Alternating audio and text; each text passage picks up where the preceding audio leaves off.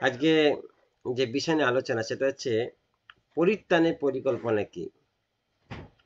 বাইবেলের মধ্যে এই শব্দটা আমরা অনেক জায়গায় আমরা পাই, বিশেষ করে নতুন নিয়মে এটাকে একটা খুব গুরুত্বপূর্ণ একটা জায়গা তুলে ধরা হয়েছে যে পরিত্রাণ পেতেই হবে। পরিত্রাণ না পেলে পরে তোমার সাথে ঈশ্বরের মিলন হওয়া অসম্ভব। প্রত্যেকটা ব্যক্তির পরিত্রাণের দরকার আছে। তাহলে বলছে এই পরিত্রাণে পরিকল্পনা কি, কেন পরিত্রাণ পেতে হবে, দেখবো যে আমার বাক্য থেকে সেটা। যদি আমরা এই পরিত্রাণ কথাটাকে যদি নিই, তাহলে পরিত্রাণ কথার অর্থ কি? যদি কেউ এক কথা বলতে চায় পরিত্রাণ কথার অর্থ কি, বলো কে যদি জানো। উদ্ধার উদ্ধার, উদ্ধার পাওয়া। উদ্ধার পাওয়া। আর কেউ বলো, আর কেউ বলো। হ্যাঁ, পাপ থেকে মুক্তি পাওয়া। আচ্ছা, অনন্ত অনন্ত জীবন এবং স্বর্গরাজ্যের অধিকারী হওয়া। আচ্ছা, অনন্ত জীবন স্বর্গরাজ্যের অধিকারী হওয়া। আর কে বললে? পারুল কি বলছিলে বলো। আমি ওইটাই বলবো বলেছিলাম, অনন্ত জীবন ও স্বর্গরাজ্যের অধিকারী হওয়া।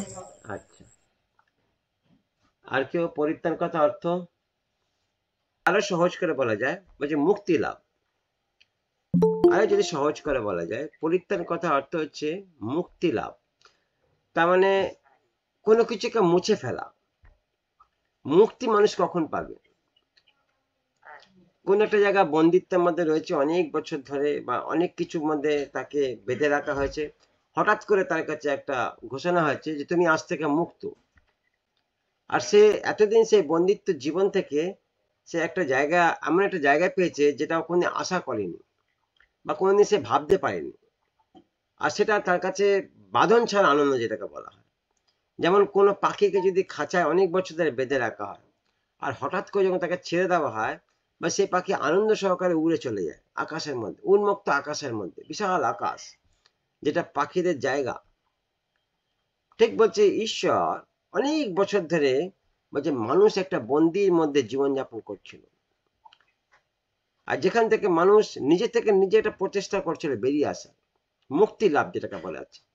বিভিন্ন শাস্ত্রের মধ্যে বলছে এটাকে ব্যাখ্যা করা আছে পরিত্রাণের কথা, মোক্ষ লাভ। হিন্দু শাস্ত্রের মধ্যে যে মোক্ষ লাভ, আর তারা এক একটা বইতে এক এক রকম ভাবে সেটাকে বিশ্লেষণ করেছে যে মুক্তি লাভ কি করে পাওয়া যায়, যে যেরকম পেয়েছে সে সেটাকে বিশ্লেষণ করেছে। কিন্তু বাইবেলে যেটা বলছে, বলছে সেটা অ্যাকচুয়ালি অরিজিনাল সত্য, যেটা ঈশ্বর পরিকল্পনা করেছে। তাহলে বলছে যে পরিকল্পনাটা, বলছে এটা মানুষের পরিকল্পনা নয়, পরিত্রাণের পরিকল্পনা। বলছে এটা মানুষের না, ওটা ঈশ্বরের পরিকল্পনা। ঈশ্বর ঠিক করেছে যে আমি কি করে মানুষকে পরিত্রাণ দেব, কারণ মানুষ কি করেছে? ঈশ্বরের বিরুদ্ধে কাজ করেছে। মানুষ ঈশ্বরের বিরুদ্ধে কাজ করেছে, সেই জন্য পরিত্রাণ কে দিতে পারে? ঈশ্বর দিতে পারে। তো উপদেশক 7:20 বলছে, উপদেশক 7:20 বলছে এমন ধার্মিক লোক পৃথিবীতে নাই যে সৎকর্ম করে আর পাপ করে না। এমন ধার্মিক লোক পৃথিবীতে কেউ নাই যে সৎকর্ম করে কিন্তু পাপ করে না। তার মানে সকলেই বলছে পাপী। পৃথিবীতে মায়ের গর্ভ থেকে বা নারীর গর্ভ থেকে যতজন সন্তানের জন্ম হয়েছে, বলছে সবাই পাপী, সব পাপেই জন্ম নিয়েছে। তাহলে পাপের সাথে ঈশ্বরের কোনো সম্পর্ক নেই, আর পাপের মধ্যে থেকে পরিত্রাণ পাওয়া যায় না। আবার দেখো রোমিও 3:23, রোমিও 3:23 বলছে কেননা সকলে পাপ করিয়াছে এবং ঈশ্বরের গৌরবহীন হইয়াছে। সকলেই পাপ করেছে, কোনো জাতি বা কোনো ভাষা বা কোনো দেশকে উল্লেখ করছে না, প্রত্যেককে উল্লেখ করছে, সকলেই পাপ করেছে, পৃথিবীর প্রত্যেকটা মানুষের কথা বলছে। আর তারা কি করেছে?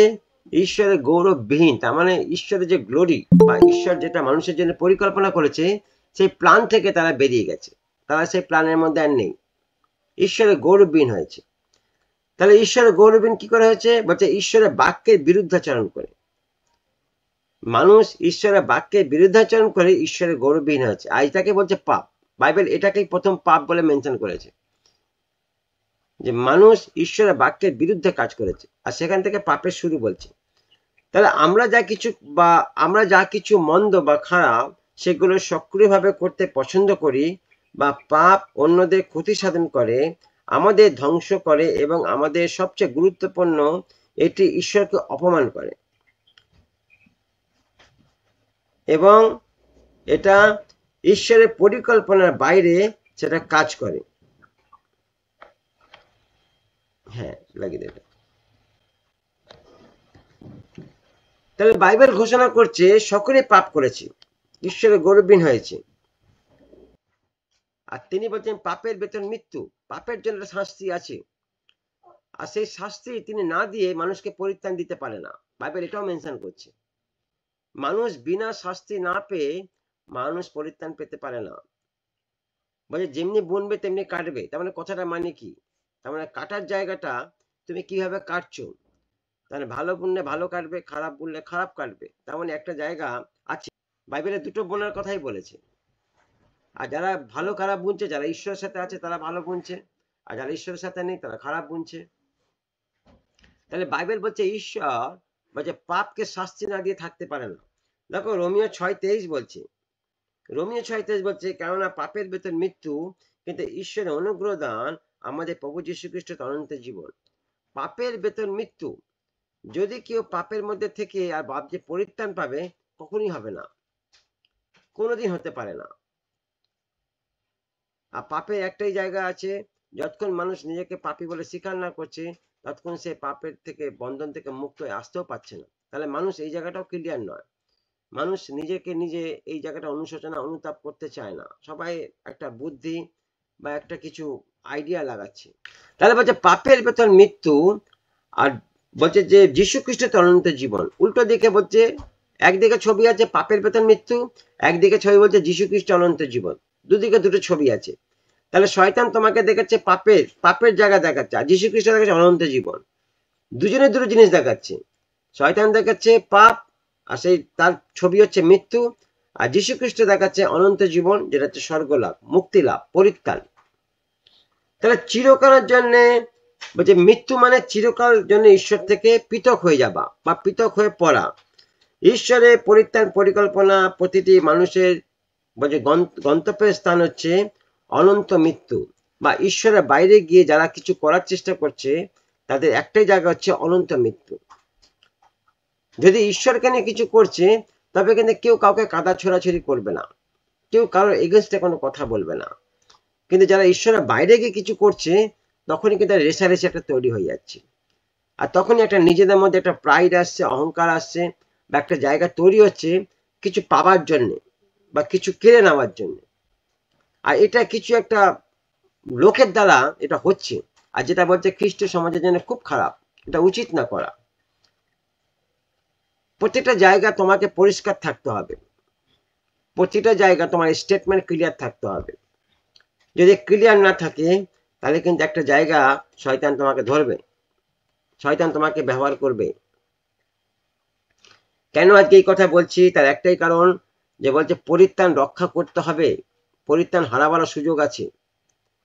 যদি তুমি তোমার পরিত্রাণকে রক্ষা করতে না পারো, তাহলে কিন্তু খুব একটা ভয়ঙ্কর জায়গা শয়তান তোমাকে টেনে নিয়ে চলে যাবে, পরিত্রাণ হারাবারও জায়গা আছে। আর এই পরিত্রাণ রক্ষা করার দায়িত্ব তোমার, যে পেয়েছে ব্যক্তিগত সেই ব্যক্তিটার কাজ এটাকে রক্ষা করা। আমি ছোট্ট করে আপনাদের একটুখানি একটা নিউজ দিয়ে দিই আপনাদের, যে তাহলে বলছে পরিত্রাণের পরিকল্পনা কেন? কেন বাইবেল বলছে পরিত্রাণের পরিকল্পনা হচ্ছে এটাই, যে ঈশ্বর ঠিক করেছিলেন যে মানুষের বন্ধন থেকে বেরিয়ে আসার দরকার আছে, মুক্তি পাওয়ার দরকার আছে। আর সেই জন্য তিনি নিজেই পরিকল্পনা করেছেন যে আমি মানুষকে বন্ধন থেকে মুক্ত করব। আমরা দেখলাম বাক্য, যে মানুষ কি করে বন্ধনে মুক্ত হয়েছে না, পাপের দরুন মানুষ পাপের মধ্যে থেকে বন্ধনে মুক্ত হয়েছে। তাহলে ঈশ্বরের পরিত্রাণের পরিকল্পনা কি যদি প্রশ্ন করা হয়, ঈশ্বরের পরিত্রাণের পরিকল্পনা কি? বাইবেল বলছে ঈশ্বরের পরিত্রাণের পরিকল্পনা কেবলমাত্র স্বয়ং ঈশ্বরই পরিত্রাণ প্রদান করতে পারেন, কারণ এই পরিকল্পনা তার নিজের, কোনো মানুষের না। আর এটা হচ্ছে অক্ষয়। সেই জন্য যীশু খ্রিস্টের মধ্যে থেকে ঈশ্বর মানুষ হয়েছিলেন এই পরিকল্পনাকে সফল করার জন্য। তিনি নিজে স্বয়ং এলেন পৃথিবীতে। প্রথমে তিনি মানুষের দ্বারা চেষ্টা করেছিলেন এই পরিত্রাণের পরিকল্পনাকে সফল করার জন্য, কিন্তু তিনি এমন কোনো মানুষকে পাননি যারা এই জায়গায় দাঁড়াতে পারে বা এই পরিত্রাণের পরিকল্পনাকে সফল করতে পারে। ফাইনালি তিনি নিজে পৃথিবীতে এলেন যীশু খ্রিস্টের মধ্যে দিয়ে, আর তিনি এসে এই পরিত্রাণের পরিকল্পনাকে সফল করলেন। দেখো প্রথম যোহন 1:14 বলছে, আর সেই বাক্য মাংসে মূর্তিমান হলেন এবং আমাদের মধ্যে প্রবেশ করিলেন, আর আমরা তার মহিমা দেখলাম, যেমন পিতা হইতে আগত এক জাতের মহিমা, তিনি অনুগ্রহ সত্যে পরিপূর্ণ। সেই বাক্য মাংসে মূর্তিমান হলেন। কোন বাক্য? যে বাক্য দ্বারা তিনি মানুষকে তৈরি করেছিলেন। আদিতে যে বাক্যকে তিনি ব্যবহার করে তিনি সবকিছু তৈরি করেছিলেন, পৃথিবী সৃষ্টি করেছিলেন, সেই একই বাক্য তিনি একটা দেহরূপ ধারণ করলেন, আর তিনি মূর্তিমান হলেন এবং আমাদের মধ্যে প্রবেশ করলেন, আমরা তার মহিমা দেখলাম, যেমন পিতা হইতে আগত এক জাতের মহিমা, তিনি অনুগ্রহ সত্যে পরিপূর্ণ। আবার দেখো 2 কোরিন্থী 5:21 বলছে, যিনি পাপ জানান নাই তাহাকে তিনি আমাদের পাপ স্বরূপ করিলেন, যেন আমরা তাহাতে ঈশ্বরের ধার্মিকতা স্বরূপ হই। যিনি পাপ জানেন না, যার মধ্যে পাপের লেশ মাত্র ছিল না, তিনি তাকে পাপ স্বরূপ করলেন। কেন? কারণ হচ্ছে যেন আমরা তার মৃত্যুর মধ্যে থেকে তার ধার্মিকতা স্বরূপ হতে পারি। তার মানে তিনি আমাদের পাপটা নিয়ে নিয়েছেন, তার বদলে কি দিয়ে গেছে? বলো কি দিয়ে গেছে? অনুগ্রহ দিয়েছে। তো অনুগ্রহ দিয়েছে, তার ধার্মিকতা দিয়েছে, তার বদলে তিনি তার ধার্মিকতা দিয়ে গেছেন। দেখুন কি কাজ করেছে, যত আবর্জনা, নোংরা, যত অন্ধকারে যা কিছু ছিল, যেগুলো কষ্টদায়ক, যেগুলো মানুষের জীবনকে নষ্ট করে দেয়, তিনি সবকিছু নিয়ে নিলেন মৃত্যুর মধ্যে থেকে, আর উল্টে কি দিয়ে গেলেন? তার ভালো জিনিসগুলো দিয়ে গেলেন, তার ধার্মিকতা, তার বিশ্বাস, তার অনুগ্রহ, তার করুণা, তার দয়া, তিনি উল্টো দিক থেকে দিয়ে গেলেন। আবার দেখো 1 কোরিন্থী 15:3 বলছে, ফলত প্রথম স্থলে আমি তোমাদের কাছে এই শিক্ষা সমাপন করিয়াছি এবং ইহা আপনিও পাইয়াছি যে শাস্ত্র অনুসারে খ্রিস্ট আমাদের পাপের জন্য মরিলেন। শাস্ত্র অনুসারে প্রফেসি করা হয়েছিল যে তিনি আমাদের পাপের জন্য মরবেন, আর সেই ভবিষ্যৎবাণী পূর্ণ করার জন্য নতুন নিয়মে তিনি সেই প্রফেসিকে পূর্ণ করলেন, আর সেই প্রফেসি অনুসারে তিনি মরলেন। উদ্দেশ্য একটাই, যে ঈশ্বরের পরিত্রাণের পরিকল্পনা যেন সফল হয়। ঈশ্বর যে পরিকল্পনা করেছিল যে আর একবার মানুষকে আমি একবার দেখাবো যে আমি তোমাকে কতটা ভালোবাসি, আমি আর একবার মানুষকে দেখাবো যে আমি তোমার জন্য কি পরিকল্পনা করেছি, আমি আর একবার মানুষকে দেখাবো যে আমার কাছে তোমার জন্য সুন্দর পরিকল্পনা আছে বা সুন্দর জায়গা আছে, যেটা তুমি পৃথিবীতে কোনো জায়গা পাবে না। তোমার মা, বাবা, ভাই, বোন, জ্ঞাতি, কুটুম্ব কেউ তোমাকে দিতে পারবে না, যেটা আমি ঠিক করেছি। আর সেটাই তিনি করলেন। এই জায়গাটাকে বোঝাবার জন্যে তিনি পৃথিবীতে এলেন, দেহেতে তিনি কষ্ট ভোগ করলেন, আর তিনি দেহেতেই তিনি মৃত্যুকে তিনি জয় করলেন, আর পুনরায় তিনি আবার সেখানে চলে গেলেন। এটা একটা আমাদের কাছে একটা এক্সাম্পল বা একটা উদাহরণ, যে তোমাকেও যদি এই জায়গাটা কভার করতে হয়, পরিত্রাণের পরিকল্পনা আসতে হয়, তা তোমাকে এই পথ থেকেই যেতে হবে, এই পথের বাইরে আর কোনো পথ নেই। তার মানে বাইবেল যেটা বলছে যে একটা গমের বীজ মাটিতে পড়ে না মরে সে অনেক ফল উৎপন্ন করতে পারে না, তাহলে একটা গমের বীজকে মাটিতে পড়ে মরতে হবে। তাহলে যতক্ষণ আমি মরতে না পারছি, আমি ততক্ষণ পরিত্রাণের পরিকল্পনা উদ্দেশ্যে বুঝতে পারছি না। তাহলে মৃত্যুকে জয় করে তার পুনরুত্থানে প্রমাণ করে যে বাস্তবিক তার এই উৎসর্গ ছিল যথার্থ, এবং তাই আমরা এখন অনায়াসে পরিত্রাণ লাভ করতে পারি। আমাদের কাছে পথটা খুব সোজা হয়ে গেছে। যে পথটা কঠিন ছিল, বাধাজনক ছিল এবং কোনো সুযোগ ছিল না, কিন্তু যীশু খ্রিস্ট তার মৃত্যুর মধ্যে থেকে আমাদের কাছে সেই পথটা অনেক সোজা করে দিয়েছে। পরিত্রাণের পথ, ঈশ্বরের সাথে মিলিত হবার পথ, ঈশ্বরের কাছে আসার পথ, ঈশ্বরের সাথে গমনাগমন, ঈশ্বরের সাথে কথা বলা, এই যে সম্পর্কটা, এটা আমাদের কাছে অনেক সোজা হয়ে গেছে তার মৃত্যুর মধ্যে থেকে। যদি তিনি এটা না করতেন তাহলে জানি না আজও পৃথিবী কোন অবস্থায় থাকতো। যদি তিনি এটা না করতেন তাহলে আজও পৃথিবীর একটা মানুষ স্বর্গে যেতে পারতো না, সব নরকে চলে যেত। কিন্তু ঈশ্বর পরিকল্পনা করলেন যে না, এরকম হবে না, আমি এটা হতে দেব না। আর সেই জন্য তিনি একটা পরিকল্পনা করলেন যে মানুষকে আমি একটা জায়গা দেখাবো যে আমি কতটা তাকে ভালোবাসি, প্রেম করি। দেখো প্রথম যোহন 2:2 বলছে, প্রথম যোহন 2:2 বলছে, আর তিনি আমাদের পাপার্থ প্রায়শ্চিত্ত, কেবল আমাদের নয় কিন্তু সমস্ত জগতে পাপার্থ। তার মানে তিনি খালি খ্রিস্টান জাতির জন্য বা ইহুদি জাতির জন্য মরেননি, তিনি সমস্ত পৃথিবীর মানুষের জন্য তিনি নিজেকে উৎসর্গ করেছেন। কি তার পরিকল্পনা ছিল? আজকাল মানুষ বলে তিনি বিদেশের ঈশ্বর, তিনি ইহুদিদের ঈশ্বর, তিনি খ্রিস্টানদের ঈশ্বর, অনেক রকম মানুষ তাকে নাম দিয়েছে, কিন্তু বাইবেল বলছে না, তিনি সারা পৃথিবীর ঈশ্বর, প্রত্যেকটা মানুষের ঈশ্বর তিনি, সে যেই ধরনের মানুষ হোক না কেন। বলছে একদিন সেই মানুষ স্বীকার করবে, বাইবেল বলছে একদিন সেই মানুষ স্বীকার করবে, প্রত্যেক জিহ্বা স্বীকার করবে, প্রত্যেক জানু নত হবে আর বলবে যীশু খ্রিস্ট ঈশ্বর। তাহলে বলছে ঈশ্বরের পরিত্রাণের পরিকল্পনা কিভাবে ছিলেন বা কিভাবে করেছিলেন? ঈশ্বর তার পরিত্রাণের পরিকল্পনা কিভাবে করেছিলেন? কিসের মধ্যে থেকে আমরা পরিত্রাণ পেতে পারি বলো, কারো যদি আইডিয়া আছে?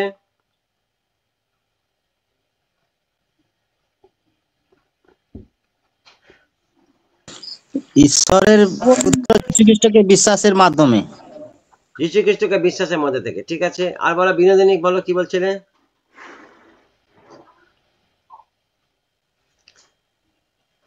বিনোদিনী कुछ बोल रहे थे क्या, बोलो। বলিদানের মাধ্যমে। বলিদানের মাধ্যমে। দেখো পেরিতে 16:31 লেখা আছে, পড়ো পড়তে পড়ো, পেরিতে 16:31।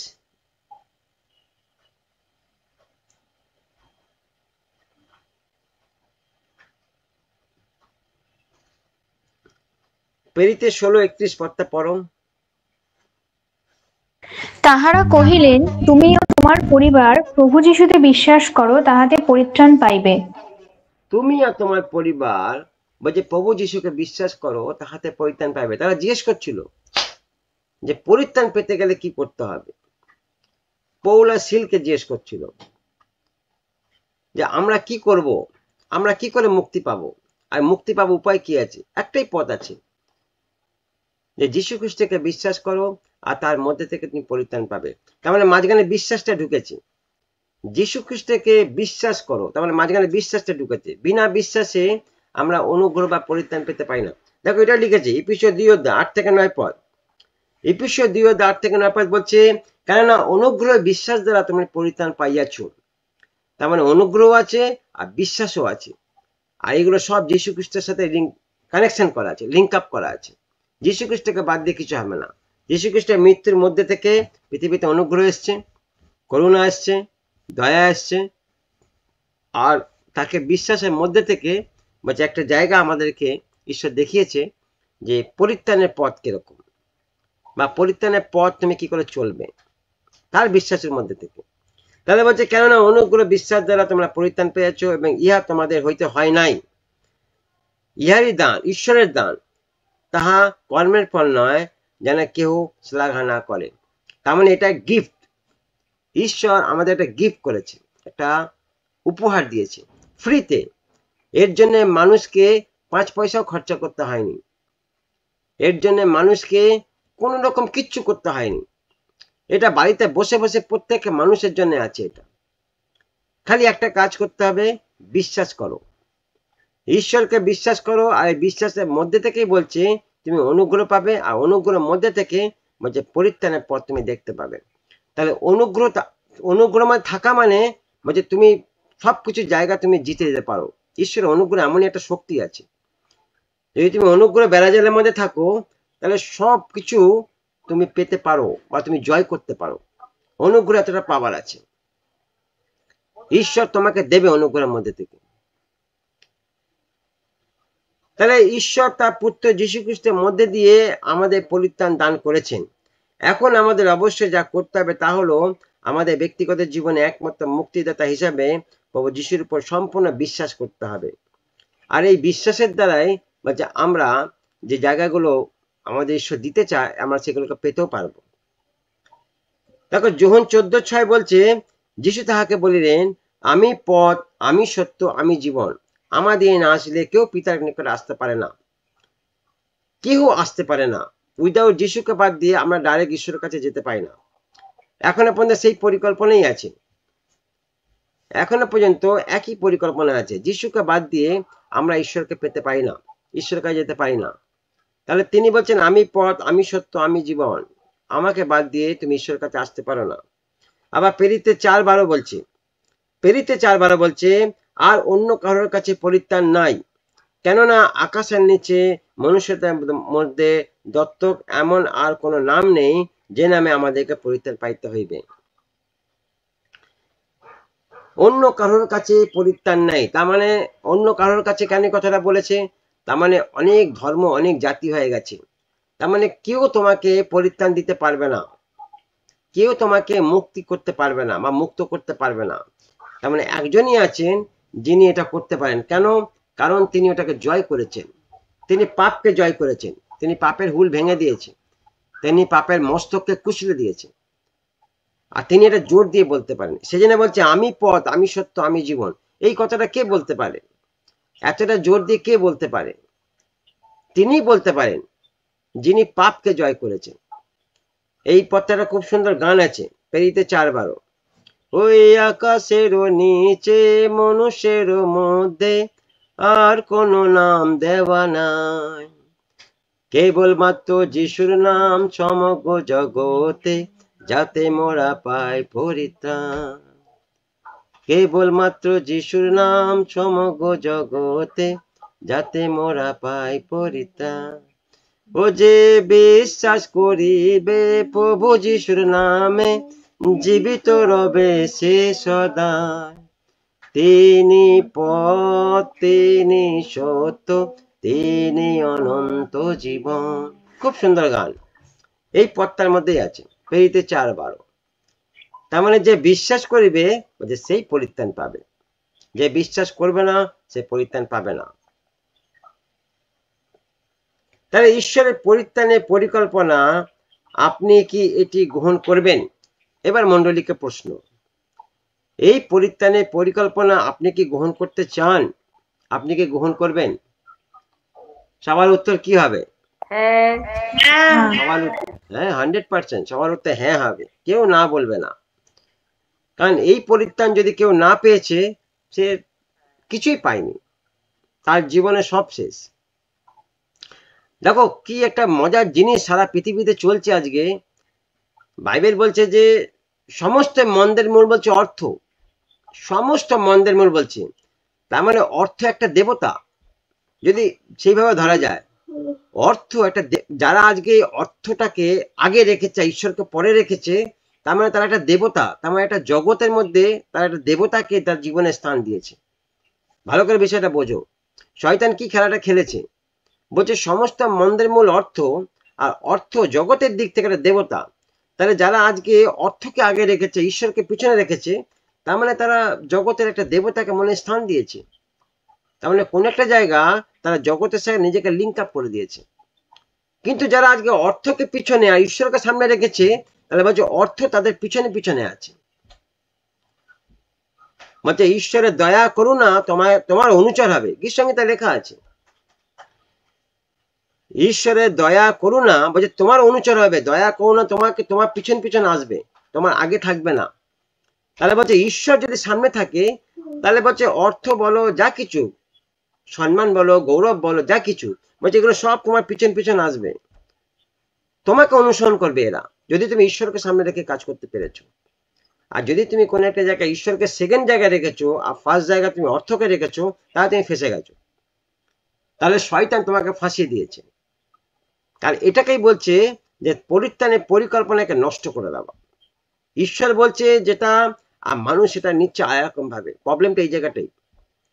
সবাই আমরা বলি আমরা প্রভুকে ভালোবাসি, ঈশ্বরকে ভালোবাসি, আমরা এরকম, আমরা এরকম, আমরা এরকম, কিন্তু বাস্তবে বেশিরভাগ জায়গার লোককে দেখেছি যারা অর্থের কাছে দুর্বল, বেশিরভাগ। তাহলে বলছে অর্থের দরকার নেই, অবশ্যই দরকার আছে, অবশ্যই অর্থের দরকার আছে, বিনা অর্থে তো কিছু চলেই না। কিন্তু বলছে এটাকে ব্যবহার করার জায়গা তোমাকে জানতে হবে, এটাকে ব্যবহার ঈশ্বর তোমাকে করতেও দেবে। কিন্তু ঈশ্বরকে বাদ দিয়ে তুমি কি করে এটা করবে? ঈশ্বরকে বাদ দিয়ে হবে না, ঈশ্বরকে সামনে রেখেই কাজ করতে হবে। যদি ঈশ্বরকে সামনে না রেখেছো, তাহলে তুমি ফেসে গেছো।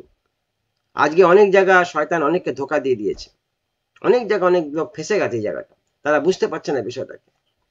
আর তারা মেবি তারা আজকে এই জায়গাটা ফেসে গিয়ে তাদের ভিতরে যে পুরাতন যে মানুষটা আছে তাটা জেগে উঠেছে, আর তাদের আচরণ, কথাবার্তা, স্বভাব, দৃষ্টিকোণ, কথা বলার অ্যাঙ্গেল সব চেঞ্জ হয়ে গেছে, যেটাকে বলছে দুষ্টামি, নোংরামি।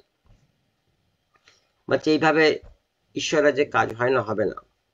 তাহলে বলছে আমরা সবাই পরিত্রাণের পরিকল্পনা চাই, আর সেটা ঈশ্বরের সঙ্গে থেকে, ঈশ্বরকে বাদ দিয়ে হবে না।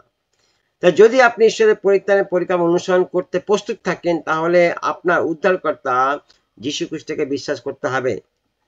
যিশুর মধ্যে দিয়ে আপনি পাপের থেকে মন ফেরাতে পারেন এবং ঈশ্বরকে গভীরভাবে হৃদয়ে ধারণ করতে পারেন। আপনার পাপের জন্য যিশুর আত্মসমর্পণকে পরিপূর্ণ মূল্য পরিশোধ হিসাবে বিশ্বাস করুন। আপনি যদি এটি করেন, তাহলে আপনার জন্য ঈশ্বরের যে প্রতিজ্ঞা, তা হলো আপনি অবশ্যই পরিত্রাণ রক্ষা করতে পারবেন, বা পরিত্রাণের যে লাস্ট ফল বা লাস্ট অব্দি যে তার যে রাস্তা আছে, মানে সেই অব্দি আপনি যেতে পারবেন। আপনার সমস্ত পাপ ক্ষমা করা হবে এবং অনন্তকাল ব্যাপী আপনি স্বর্গরাজ্যে বসবাস করতে পারবেন। আর এটাই বলছে ঈশ্বরের ফাইনাল পরিকল্পনা, যে আমি যে মানুষকে তৈরি করেছি, আমার যে সন্তানকে আমরা তৈরি করেছি, আমরা সেই সন্তানের সাথে আমরা সারা জীবন থাকতে চাই, যেটা প্রথম থেকে ঈশ্বর পরিকল্পনা করেছিল। আদমের সাথে তিনি সারা জীবন থাকার পরিকল্পনা করেছিলেন। আর সেই জন্য বলছে ঈশ্বর আদমের কাছে প্রতিদিন কথা বলতে আসতেন, ভালোবাসতেন তিনি মানুষকে, আদমকে ভালোবাসতেন, তিনি প্রতিদিন আসতেন আদমের সাথে ফেলোশিপ করতে। এটা ঈশ্বরের পরিকল্পনা ছিল, কিন্তু বলছে মানুষ সেই পরিকল্পনা বুঝতে পারলো না। তাহলে ঈশ্বর আবার রিপরিকল্পনা করলেন, যে আমার যেটা পরিকল্পনা সেটাই থাকবে, আর তিনি মানুষকে একটা ফ্রিতে সুযোগ দিলেন, বিশ্বাস করো আর সেই পরিত্রাণের মধ্যে ঢুকে যাও, বিশ্বাস করো, সেই বন্ধন থেকে বেরিয়ে এসো, ঈশ্বরের পুত্রকে বিশ্বাস করো, আর স্বর্গের রাজ্যে যে যাবার যে একটা সুযোগ আছে বা একটা অধিকার আছে, সেটাকে নিয়ে নাও। তিনি একটা পরিকল্পনা করলেন তার পুত্রের মধ্যে থেকে। প্রভুকে ধন্যবাদ যে পরিত্রাণের পরিকল্পনা ঈশ্বর বাইবেলের প্রথম থেকে আমরা দেখে এসেছি, এবং লাস্ট যে বই প্রকাশিত বাক্য, সেখানে ফাইনালি আমরা দেখতে পাই যে ঈশ্বর একটা নগর তৈরি করেছেন, একটা শহর তৈরি করেছেন, আর যেখানে বলছে ঈশ্বরের সাথে মানুষের আবাস, সেখানে ঈশ্বর আর মানুষ বা তার মণ্ডলী থাকবে, আর কেউ থাকবে না। এটা ফাইনালি একটা জায়গা আমরা দেখতে পাই। তাহলে সবচেয়ে মজার বিষয় যে এটা আমরা জেনে গেছি, এটা আমাদের কাছে প্রকাশিত। এবার জানার পর আমরা কি করছি, এটা ঈশ্বর দেখতে চায়। আমরা কি সত্যি সেই পরিকল্পনার মধ্যে থেকে আমরা ঈশ্বরের কাছে যাওয়ার চেষ্টা করছি, নাকি আমরা নিজেদের মতন একটা পথ বার করে আর এটাকেই মনে করছি যে পরিত্রাণের পথ, আর সেটাকে আমরা যাওয়ার চেষ্টা করছি। এটা ঈশ্বর দেখছে।